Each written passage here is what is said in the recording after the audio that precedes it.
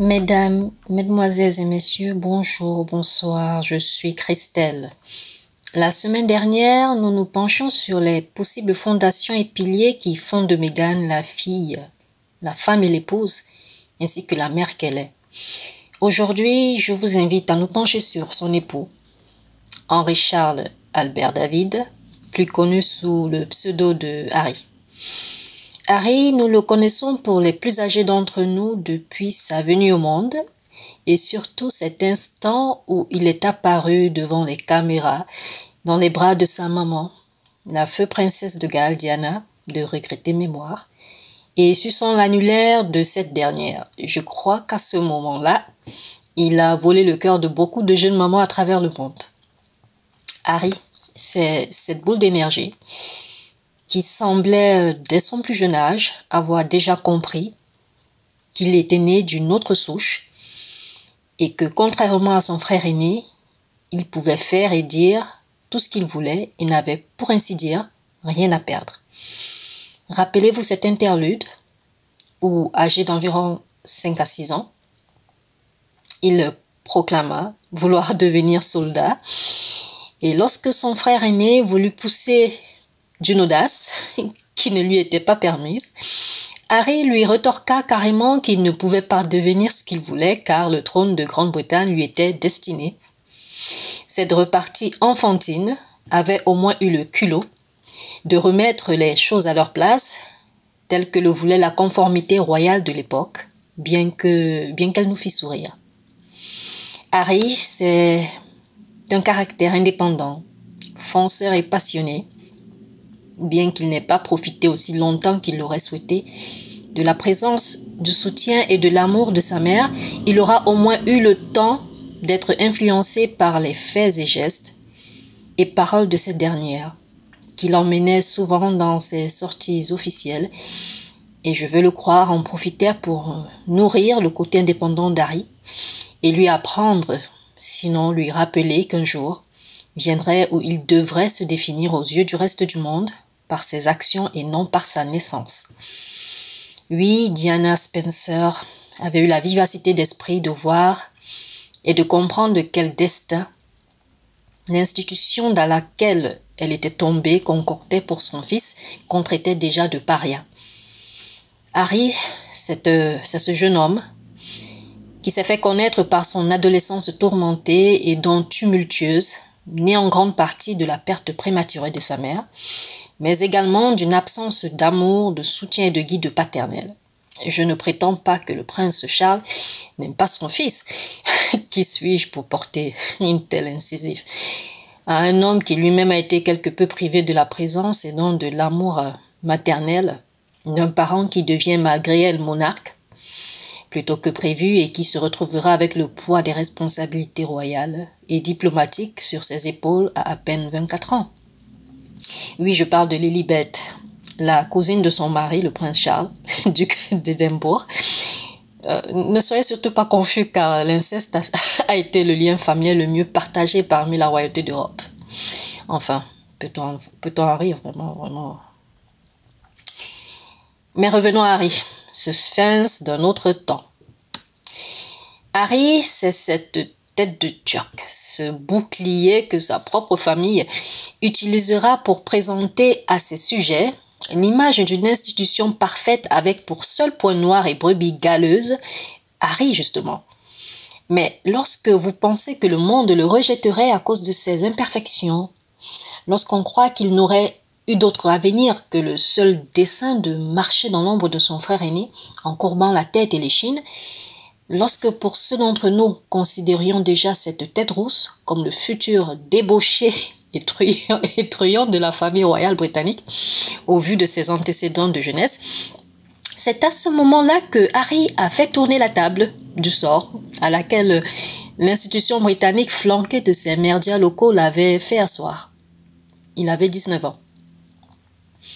Ce tournant de sa vie survient quelques années après le décès de sa mère Diana Frances Spencer, lorsqu'il prend un été sabbatique et se rend au royaume du Lesotho, un état de l'Afrique australe, montagneux et sans accès à la mer, car enclavé dans le territoire de l'Afrique du Sud, dont il est économiquement dépendant.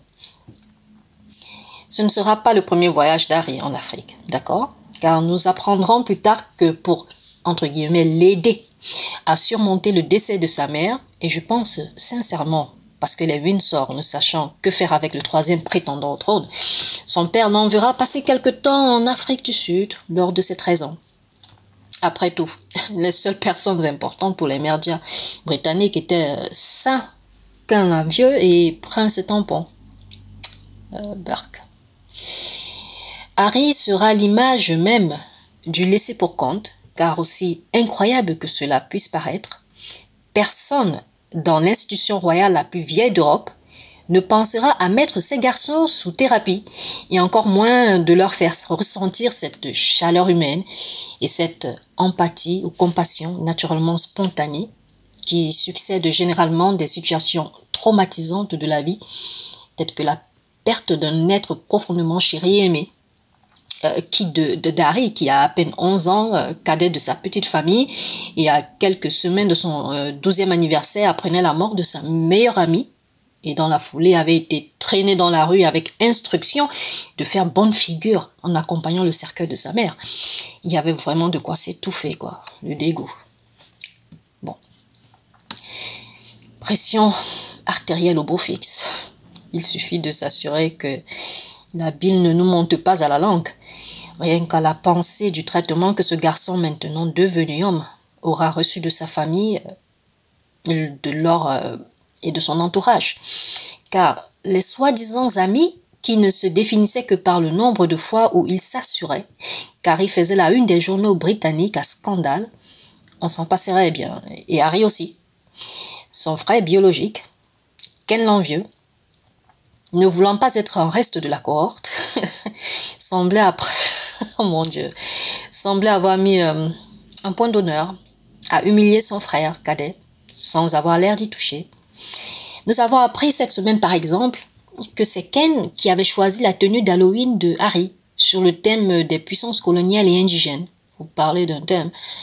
Bizarrement, tout ce que nous saurons de cette, entre guillemets, célébration sera qu'Harry était apparu en première page des trashploïdes portant un uniforme nazi. Et c'est tout. Que portait son frère? Pourquoi n'était-il pas visible sur la photo de couverture, vu qu'il avait été au même événement et était le second au trône?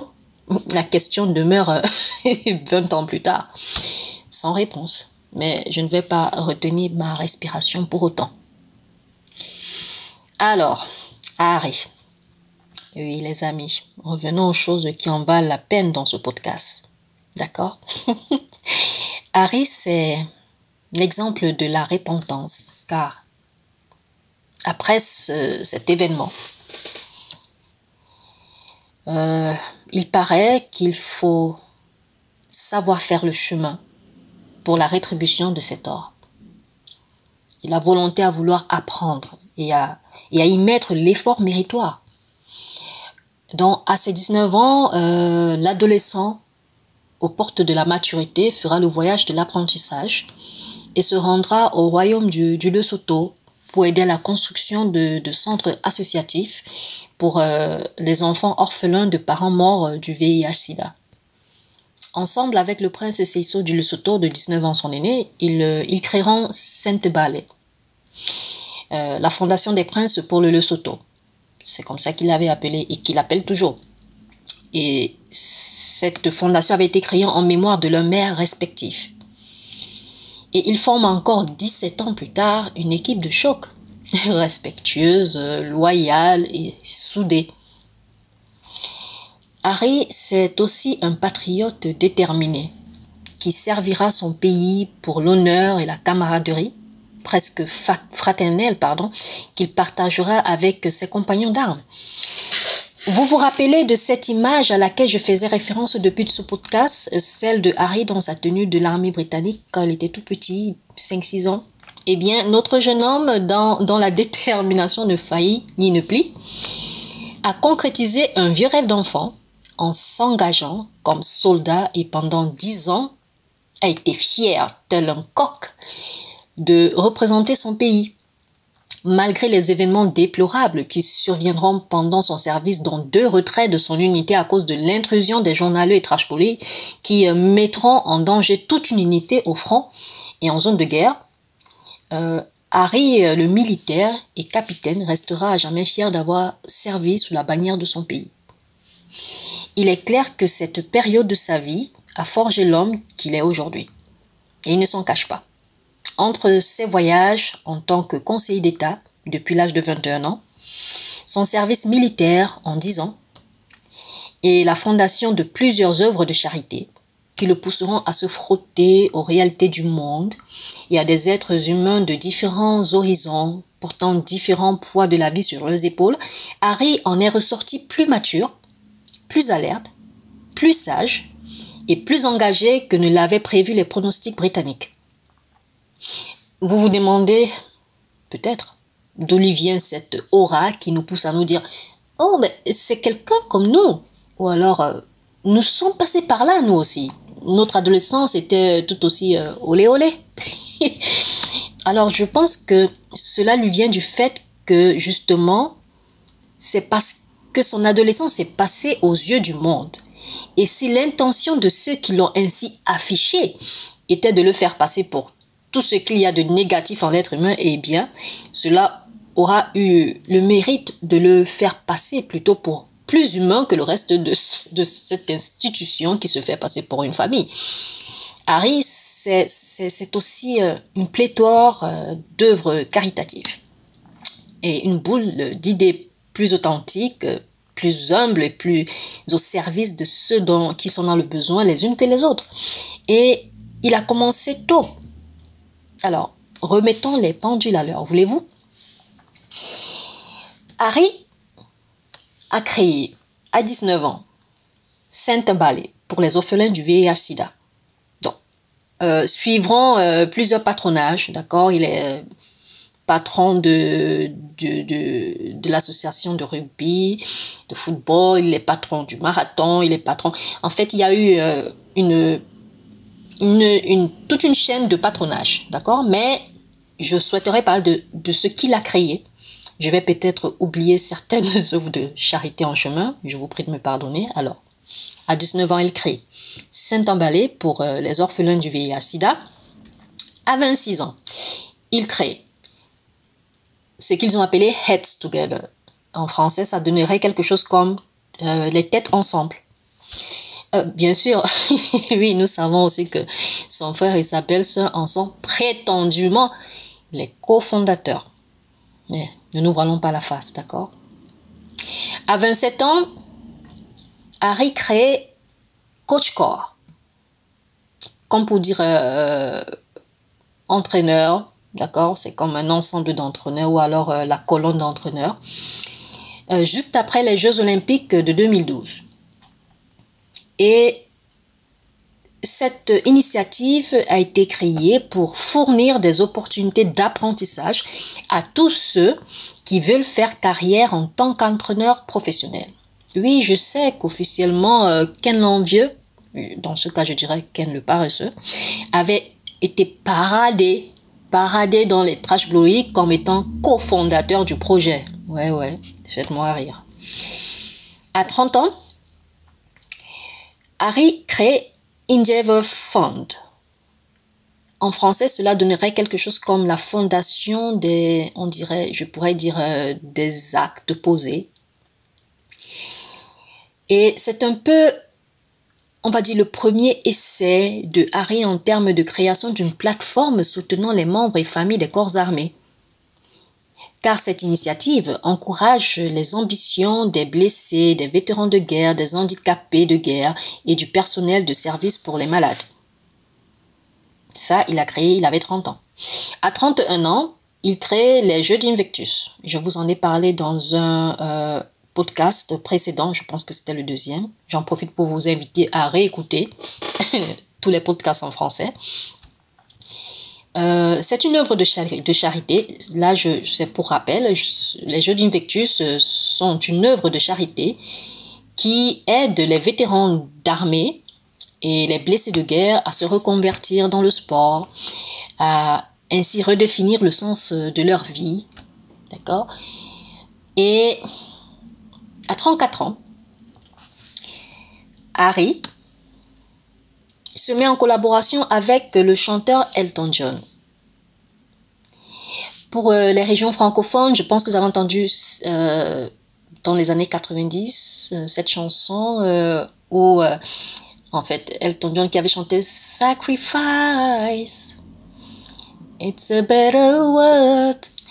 Désolée pour la chanson, mais c'est qu'en général, très peu de gens ont la mémoire des noms de chanteurs, mais ils se souviennent des musiques, même si le titre des chansons leur échappe. Alors, je reviens aux créations et aux fondations d'Harry. D'accord? Alors, je disais que Harry, justement, en collaboration avec ce chanteur-là, qui s'appelle Elton John, a créé à l'âge de 34 ans, c'est-à-dire il y a 2 ans, Menstar. Ok? Menstar, men en anglais pour homme, et star comme étoile. Et cette plateforme-là est en fait une coalition globale qui a pour priorité le traitement des infections causées par le VIH chez les hommes. Quelques mois après le lancement de cette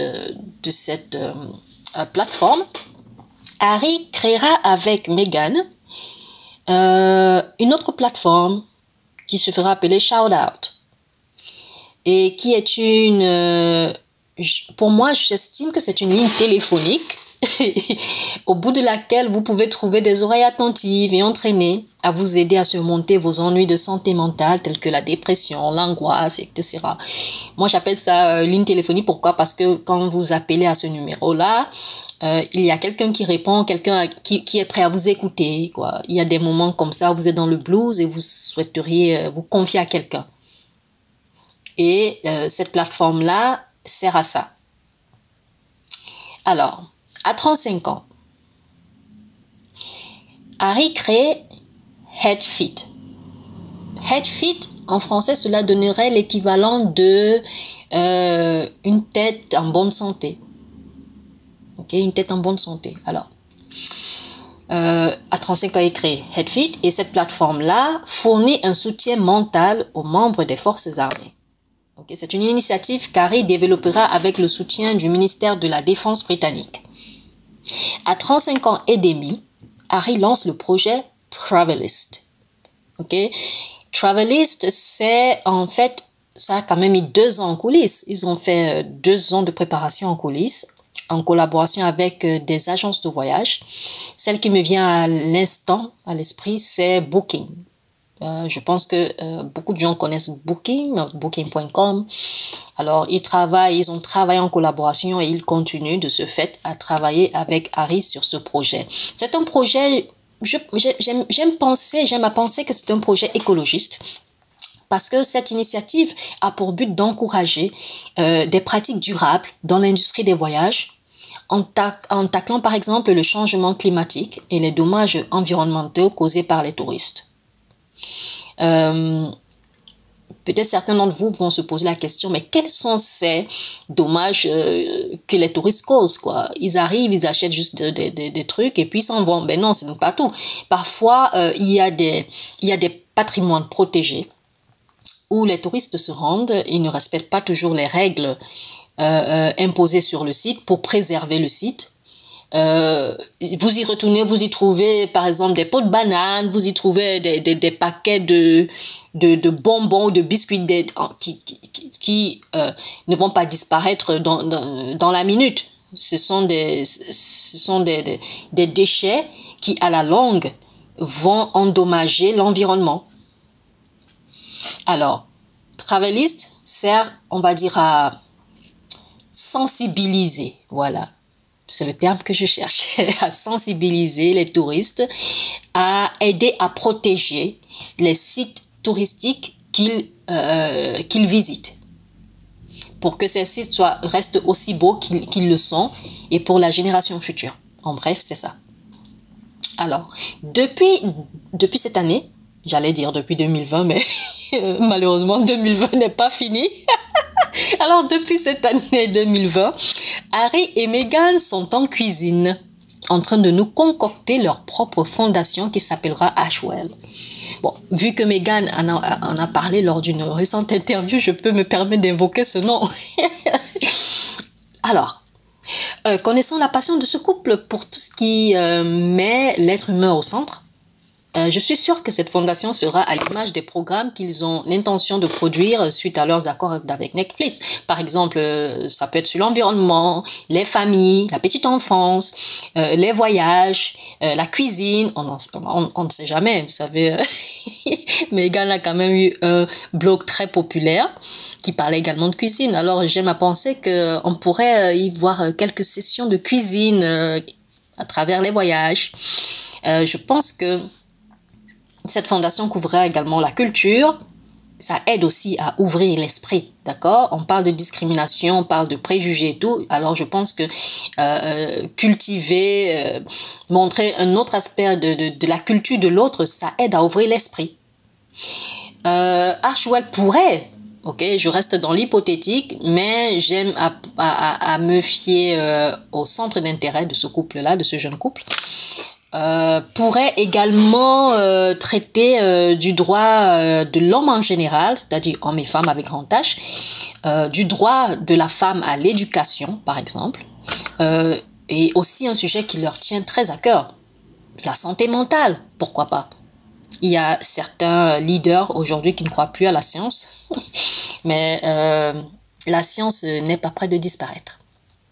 Alors, en bref, voilà certaines des fondations connues, créées par Harry.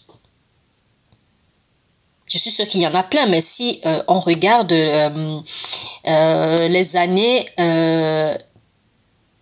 les années passées entre les créations, je dirais que Harry a le cerveau tout le temps en mouvement et il peut créer un nouveau projet au pire, je dis bien au pire, tous les 5 ans. Mais quand on regarde le rythme du temps qu'il met à créer, cela se fait entre 1 et maximum 3 ans, s'il faut compter la préparation de ce projet. Donc, je dirais que tous les 2 ans ou 3 ans maxi, Harry nous apparaît avec un nouveau projet tout aussi prometteur et tout aussi authentique. Harry, c'est également cet homme droit, bourré d'honneur, de loyauté et de fidélité, un homme à l'esprit de camaraderie et qui parfois laisse transparaître cet esprit d'enfant ayant grandi trop tôt et trop vite, mais qui ne laissera jamais le plus faible sans défense. Harry, c'est cet homme devenu mari et père qui a gagné le droit au bonheur, le droit de vivre sa vie selon ses termes. Cet homme qui a la grande majorité, on va dire que c'est un homme à qui la grande majorité de ses critiques ne prédisait rien de bon dans l'avenir, d'accord? Soyons clairs. Et qui aujourd'hui souhaite le pire à sa propre famille, à sa femme et à son fils. Et ça, mesdames et messieurs, c'est un affront et une trahison que cet homme n'est pas prêt d'oublier et encore moins de pardonner.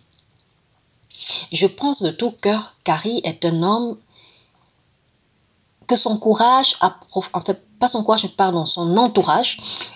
profondément marqué par des abus en tout genre.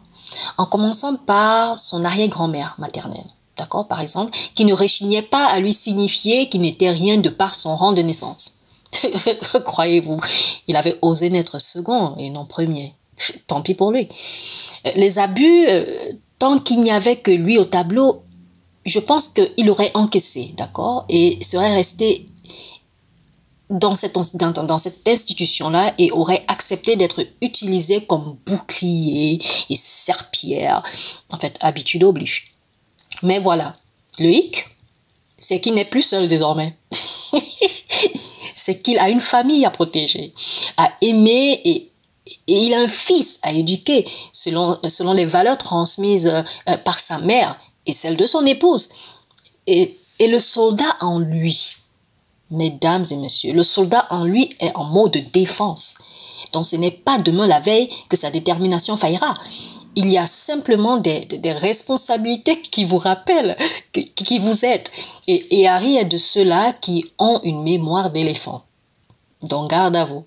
Et quand je dis à vous, je parle des trashbloïdes, des critiques, en fait quoi, des gens qui vous poignardent dans le dos, quoi. Des trash de leur état.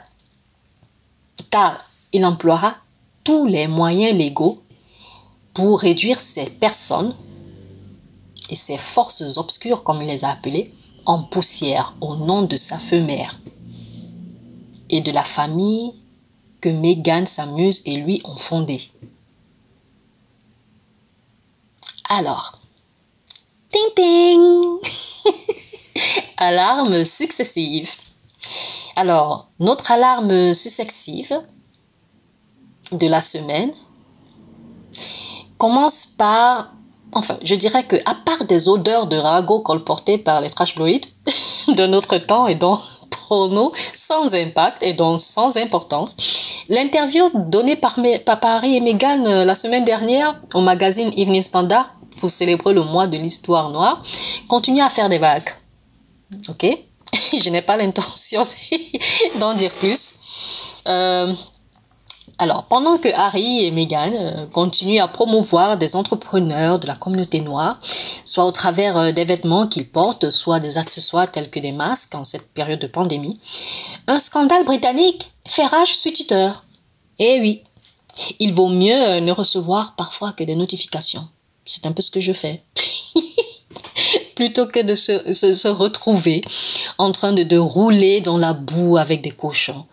Car le scandale de cette semaine est la publication choc sur BBC accusant l'église anglicane non seulement de n'avoir rien fait pour protéger les enfants des abus de prêtres pédophiles, mais d'avoir poussé le vice jusqu'à protéger ces mêmes pédophiles de toute répercussion judiciaire tout en exposant continuellement les enfants aux abus de ces derniers. Il faut être malade. Enfin, bref. C'est un joli monde où se côtoient les princes, les pédos et les prêtres. Oh mince. Je viens de me rendre compte. Ça fait PPP, prince, pédo et prêtre. Et je me suis même pas vraiment rendu compte des sigles. Mais bon, passons. Retour à des choses plus saines. Je dirais même plus pures. Oui. Harry, en tant que patron du marathon de Londres depuis 2012, cela fera 8 ans, a envoyé ses meilleurs vœux virtuels à tous les participants qui représentent tout de même 45 000 compétiteurs. Waouh! Alors, la vidéo de la semaine. La vidéo de la semaine aura été celle de Harry, justement en compagnie de 3 marathoniens. Chattant et assis à même le sol, quoi. L'homme était à la relaxation même. En posture yoga. C'était ça. Et ce marathon, si j'ai bien compris, ce marathon a également produit de l'argent pour aider des personnes malades pendant cette période de corona. Et peut-être même des personnes atteintes de corona. Alors, pour finir, la bonne nouvelle, venant du côté des Sussex, est le verdict de la Cour rendant justice au couple et concernant la violation de leur vie privée lors de leur séjour chez Tyler Perry. Vous vous rappelez ce producteur noir américain dont je vous parlais dans un de nos podcasts? Cette intrusion avait résulté à la prise illégale des photos de leur jeune enfant à peine âgé d'1 an. Sincèrement,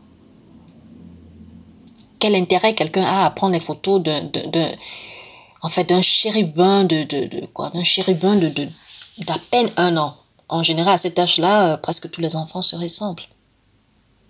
Et puis avec le monde tordu dans lequel on vit, à quoi servent ces photos? Alors, la Cour a condamné le paparazzo, se disant photographe, ou plutôt l'agence qu'il emploie, à 1. Retourner toutes les photos prises du bébé et même les négatifs. 2. à détruire toute copie restante des photos ainsi que les archives et les bases de données. 3. À présenter des excuses. En tout cas, j'espère qu'elles seront officielles. Et 4. À payer les frais d'avocat de Harry et Meghan. Alors là, non seulement vous nous obligez à aller à la cour de justice, mais en plus c'est vous qui allez payer pour les frais. Eh ouais, la gifle. Alors, mesdames et messieurs, voilà tout ce que j'avais à vous proposer aujourd'hui. Comme d'habitude, je vous souhaite de prendre soin de vous, de vous laver les mains et de les désinfecter. Et également de toujours porter votre masque en public. D'accord? J'espère vous revoir vendredi prochain. Et d'ici là, je vous dis bonne fin de semaine. Et au revoir.